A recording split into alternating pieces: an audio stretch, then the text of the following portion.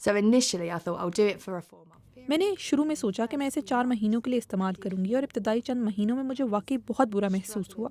मैं मतली से परेशान थी और मुझे रोज़ाना सर दर्द रहता था, लेकिन मेरा तकरीबन 22 किलोग्राम वज़न कम हो गया था।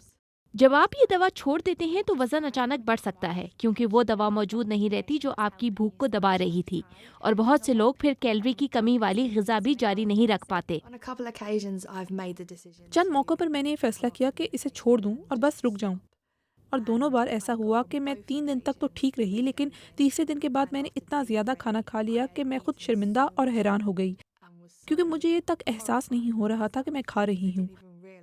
ये बिल्कुल ऐसा था जैसे मेरे दिमाग में कोई चीज़ खुल गई हो जो कह रही हो सब कुछ खाओ। Said eat everything. When you come off these जब आप ये इंजेक्शन छोड़ देते हैं तो जाहिर है कि आपकी भूख बढ़ जाएगी।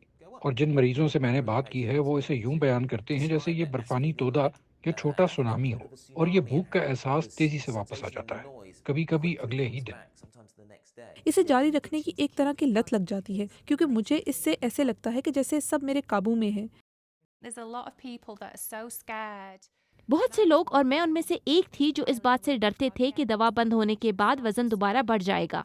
लेकिन अगर आप दवा के दौरान ही अपने तर्ज ज़िंदगी में तब्दीलियां ला रहे हैं तो बाद में बस इन्हीं आदात को जारी रखना काफ़ी है।